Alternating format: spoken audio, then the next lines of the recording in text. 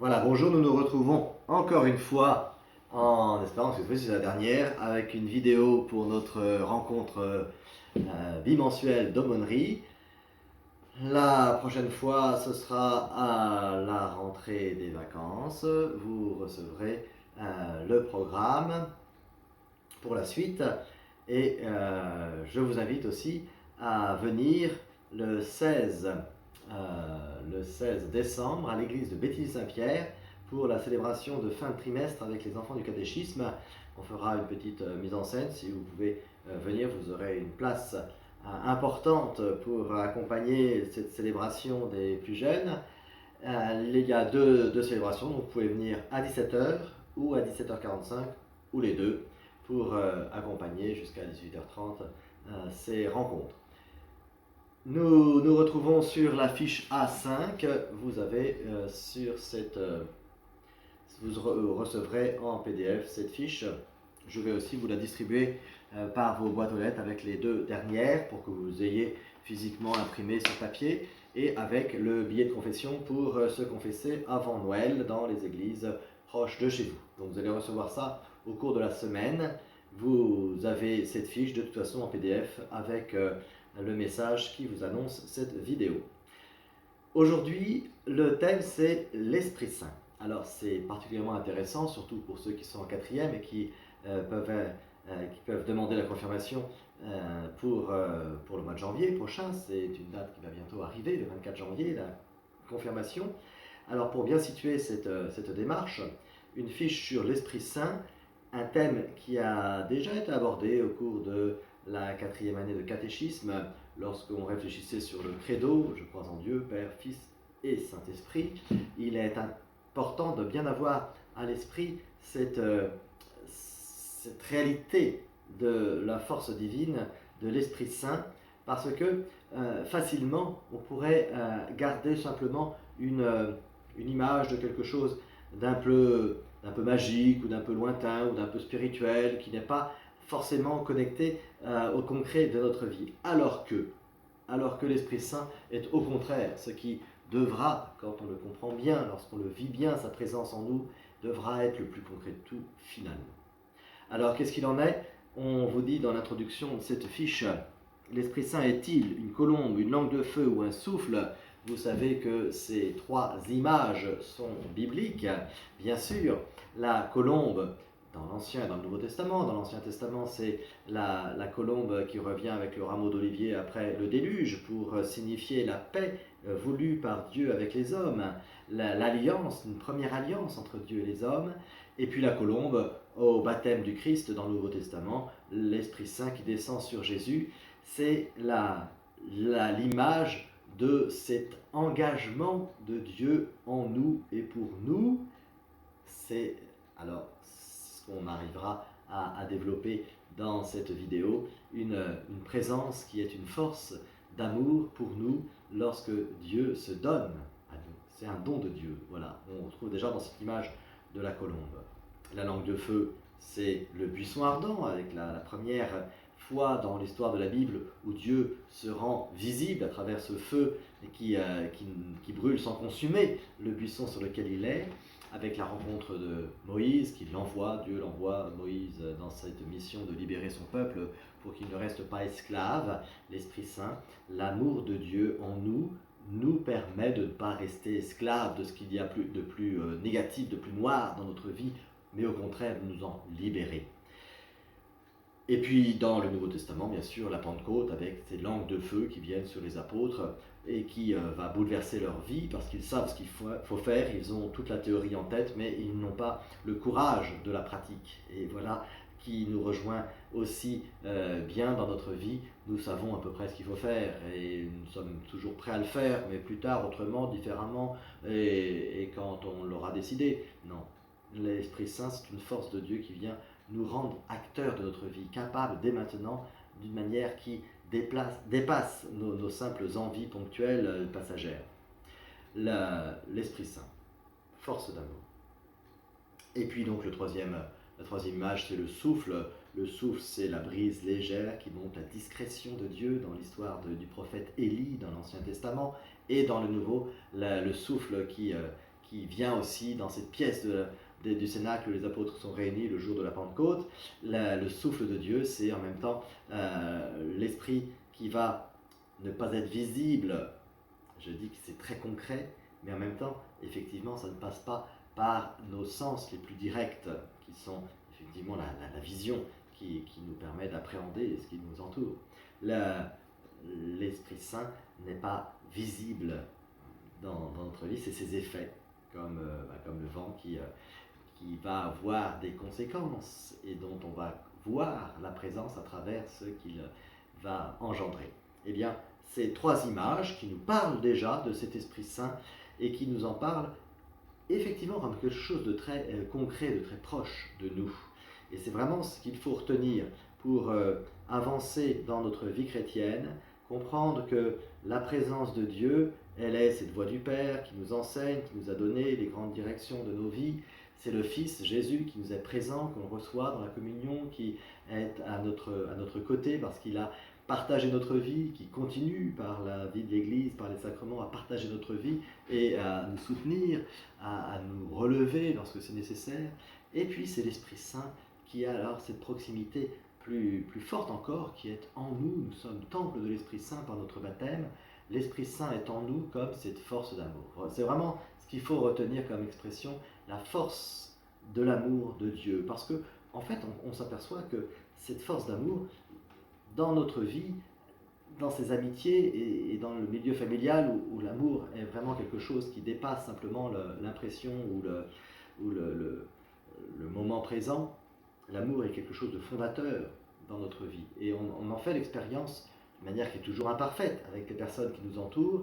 Eh bien, avec Dieu, on est invité à le vivre, à le recevoir de manière parfaite, parce que Dieu est un amour parfait qui nous est destiné malgré notre imperfection à nous. Voilà, ce don de Dieu, une force d'amour, et on sait déjà dans l'expérience de nos vies que lorsque on se sent aimé, lorsqu'on est à l'aise dans une circonstance, dans des amitiés, dans des liens avec, eh bien, on est rendu capable de beaucoup plus que lorsqu'on est méfiant, lorsque on est suspicieux de ce qui nous entoure. Alors, la force d'amour de l'Esprit Saint, c'est cette force qui nous amène effectivement cette paix, cette sérénité en nous, parce que rien, d'une certaine manière, rien ne peut arriver, puisque nous avons cet amour, cette présence, cette habitation de Dieu en nous, qui nous est un réconfort, une force, une source de vie. Alors bien sûr qu'il nous arrivera des choses, mais on va les relativiser, on va les mettre à leur place, et surtout on va pouvoir les regarder en face et agir vraiment, et ne pas subir sa vie, mais agir pleinement. Et c'est cela qui est à comprendre et à vivre, à expérimenter en profondeur comme le concret de la vie de Dieu, de l'Esprit Saint en nous. Et cela, eh bien, dès notre baptême. Nous sommes devenus enfants de Dieu. Ce qui nous fait être enfants, c'est l'amour reçu. Ce n'est pas une déclaration, une signature sur un registre, c'est l'amour reçu. Ça, c'est vrai au niveau humain, dans la cellule familiale.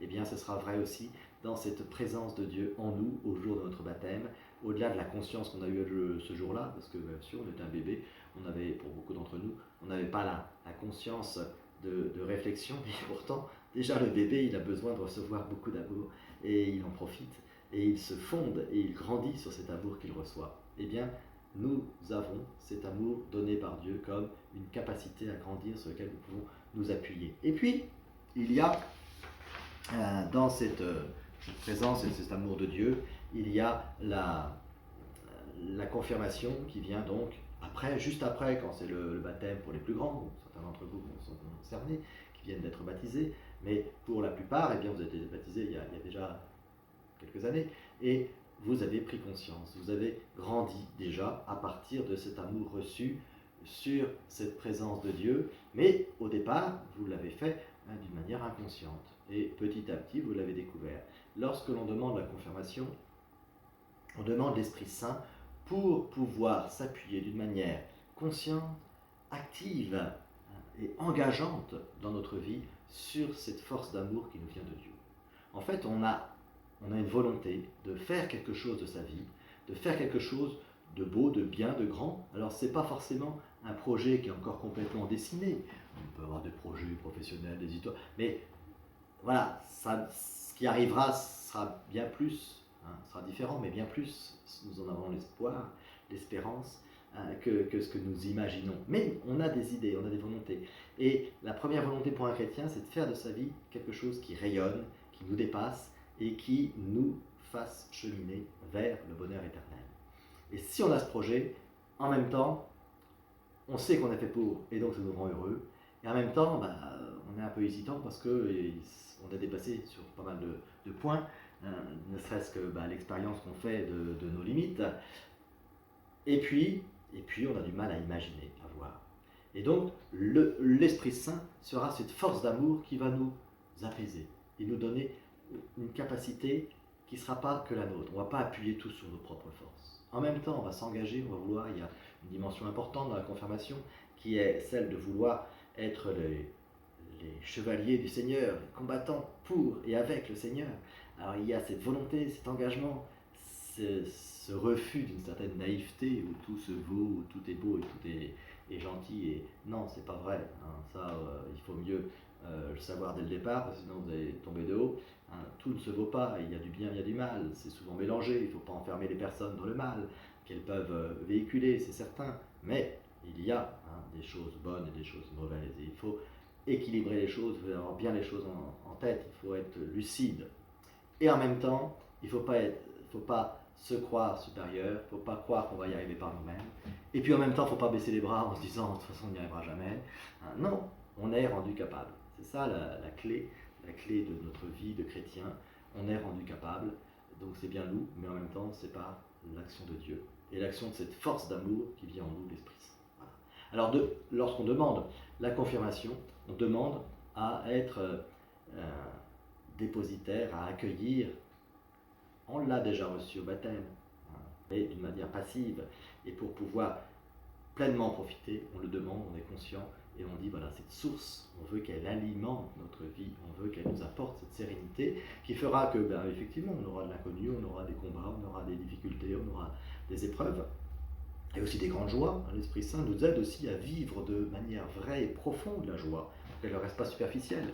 Toutes ces expériences de notre vie peuvent trouver toute leur force à travers la venue de l'Esprit Saint en nous, pour ne pas en rester à la superficie, que ce soit dans les difficultés, la superficie nous décourage, que ce soit dans la joie, dans le bonheur, la superficie, elle pourrait nous faire tomber dans des illusions. Alors, on a besoin de cette profondeur. Peut-être que c'est une des dimensions qu'on pourrait retenir de la présence de l'Esprit Saint en nous. L'Esprit Saint apporte une profondeur de vue qui nous lie entre notre situation d'aujourd'hui et notre destinée éternelle, pour laquelle nous avons à garder un cap. Et l'Esprit Saint nous permet de garder ce cap, et de manière active et réelle, même si, et toujours dans cette humilité d'avancer avec des moyens qui sont simples, qui sont petits au quotidien, mais qui sont vrais. C'est vraiment l'enjeu de notre confirmation, c'est d'avoir ce désir, cette conscience, et alors on n'est pas encore, on n'a pas tout compris encore, bien sûr, mais on sait qu'à travers tous les éléments que nous n'imaginons pas, on veut le vivre avec cette paix, cette force de l'Esprit Saint, de l'amour de Dieu en nous. Et c'est ça qui changera tout. Alors, on a dans cette fiche différentes réflexions sur ce point. Elles nous permettent aussi de reprendre un petit peu les dons de l'Esprit Saint, qu'on appelle les dons de l'Esprit Saint, qui nous permettent de bien distinguer les différents domaines dans lesquels l'Esprit Saint vient nous habiter, mais c'est toujours une collaboration entre ce que nous allons apporter et ce que Dieu va mettre en nous. L'image, pour reprendre une des trois images du début, qui est celle du souffle, du vent, l'image c'est le bateau bien sûr, le bateau, pour qu'il avance, le bateau à voile, il a besoin de vent, mais ça ne suffit pas. Le vent, ça va être cet Esprit Saint, mais il faut aussi un skipper, quelqu'un qui va tenir la voile d'une manière correcte. Là, c'est le vent des globes en ce moment, le vent, alors selon les itinéraires, bien sûr, il va être différent, mais ils partent tous avec le même bateau, ou presque, et après, il va falloir prendre le vent, se disposer, travailler son matériel humain et technique pour aller plus vite que les autres. La vie du chrétien, c'est ça. comment est-ce qu'on dispose notre vie pour que l'Esprit de Dieu, l'amour qui est en nous de Dieu, qui est pour tous le même, puisse nous permettre d'être le plus efficace possible, en nous rappelant à la simplicité et à l'humilité, mais en même temps en nous faisant ambitionner quelque chose de bien, de vrai de notre vie. Un équilibre. Voilà donc l'Esprit Saint. Alors, ce qu'on dit sur cet Esprit Saint, c'est très important. Il faut que ce soit concret pour nous. Que ce ne soit pas simplement tout ce qui ne marche pas, tout ce que je ne sais pas, je dis l'Esprit Saint, voilà, un peu comme une magie qui viendrait nous aider. Non, c'est quelque chose de vrai et de concret qui doit être en nous, cette force, cette certitude que nous sommes aimés de Dieu et que c'est un trésor immense qui va nous permettre de mieux gérer tout ce qui nous entoure, tout ce que nous vivons, tout ce que nous ressentons. Et puis, à travers cette réflexion, eh bien que ça puisse aider aussi ceux qui sont dans la période de discernement pour demander la confirmation, qu'ils puissent effectivement faire cette demande, parce qu'il faut que ça vienne de vous. Vous allez recevoir les documents qui vous permettront de vous positionner par rapport à cela. Et donc, dans ce discernement, il y a en même temps, bien sûr, une volonté et une clairvoyance qui vient de vous, mais il y a aussi une confiance. Faut pas, c'est un don de Dieu. Il ne faut pas se dire je ne suis pas prêt parce que je ne suis pas parfait. Ben non, vous ne serez jamais parfait. C'est pas, on ne va pas faire de chantage avec Dieu, on ne va pas se dire il faudrait arriver à tel niveau pour pouvoir profiter de la grâce. Non, c'est une grâce pour grandir. La seule chose, c'est qu'il faut en avoir la volonté et le désir de bien faire et de mettre ses pas dans ceux du Seigneur pour un beau chemin dans notre vie et un chemin utile autour de nous. Si c'est vraiment votre désir, allez-y, faites confiance à l'Esprit de Dieu, maintenez la barre de votre vie pour qu'elle trace un beau chemin. Voilà donc pour cette réflexion. Vous pourrez relire la fiche dans ce sens. Pour nous retrouverons donc pour une confession dans votre village ou un village proche aux horaires que vous allez recevoir avant Noël. Et ce temps important de la confession, un discernement pour les quatrièmes pour la demande de la confirmation, la cérémonie donc du mercredi 16 décembre, soit 17h, soit 17h45 pour animer et accompagner la célébration des plus jeunes, à l'église de Béthisy-Saint-Pierre. Autour de Noël, j'espère qu'on se verra aussi, bien sûr, pour les offices de la fête de Noël, et puis à la rentrée avec le programme pour le deuxième trimestre de l'aumônerie. Au revoir, merci d'avoir suivi cette vidéo.